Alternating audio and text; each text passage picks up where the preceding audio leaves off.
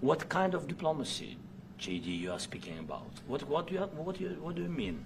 I'm talking about the kind of diplomacy that's going to end the destruction of your country. Yes, but if you are not Mr. President, with respect, I think it's disrespectful for you to come into the Oval Office and try to litigate this in front of the American media. Right now, you guys are going around and forcing conscripts to the front lines because you have manpower problems. You should be thanking the President for trying to bring an end to this conflict. Have you ever been to Ukraine that you say what problems we have?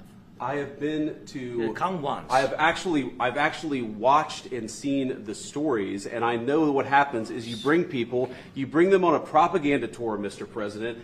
Do you disagree that you've had problems bringing people into your military? We have problems. And do you think that it's respectful to come to the Oval Office of the United States of America and attack the administration that is trying to prevent the destruction of your country? A lot of questions. Let's start from the beginning. Sure. First of all, during the war, everybody has problems, even you, but you have nice ocean and don't feel now, but you will feel it in the future.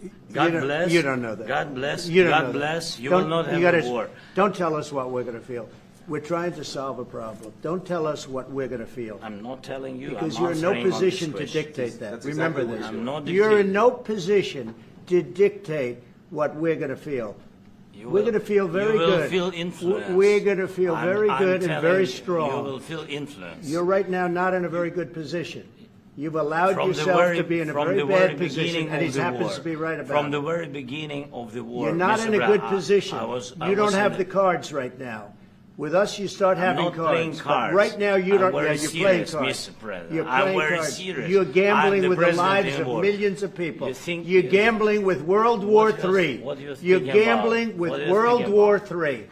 And what you're doing is very disrespectful to the country, this country. That's back to you. Far more than a lot of people said they should have. Have you said thank you once?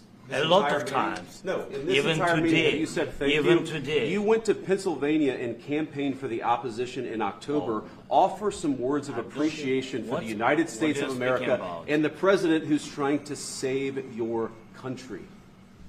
Please, you think that if you will speak very loudly about the war, you He's can... not speaking loudly. He's not speaking loudly. Your country's in big trouble. Can I Wait a answer? minute. No. You've done a lot of talking.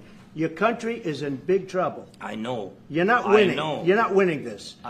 You have a damn good chance of coming out okay because of us. Mr. President, we are staying in our country, staying strong from the very beginning of the war. We've been alone, and we are thankful. I said thanks you haven't in been this alone. cabinet, you and haven't not been only alone. in this cabinet. We gave you, through the stupid president, $350 billion. We gave you military equipment, and your men are brave, but they had to use our military. What about if you didn't have our military equipment, if you didn't have our military equipment, this war would have been over in 2 weeks. In 3 days. I heard it from Putin. In 3 days. This is something maybe new. Less. In 2 weeks. Of course, yes. It's going to be a very hard thing to do business like this, I tell you. Just say thank you. I said a lot of times thank you to American people. Except that there are disagreements, and let's go litigate those disagreements rather than trying to fight it out in the American media when you're wrong. We know that you're wrong. But you see, I think it's good for the American people to see what's going on over here. I think it's very important. That's why I kept this going so long. You have to be thankful. You don't have the cards. Thankful. You're buried there. Your people are dying. You're running low on soldiers. Listen, you're running low on soldiers. It would be a damn good thing. And then you tell us, I don't want a ceasefire. I don't want a ceasefire. I want to go, and I want this. Look.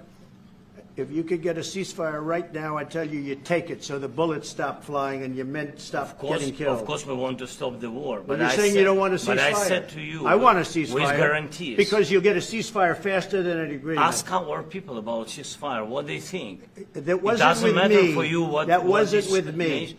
That was with a guy named Biden, who was not a smart person. That was with Obama. It was your president. Excuse me. That was with Obama, who gave you sheets, and I gave you javelins. Yes. I gave you the javelins to take out all those tanks. Obama gave you sheets. In fact, the statement is Obama gave sheets and Trump gave javelins. You got to be more thankful, because let me tell you, you don't have the cards. With us, you have the cards. But without us, you don't have any cards.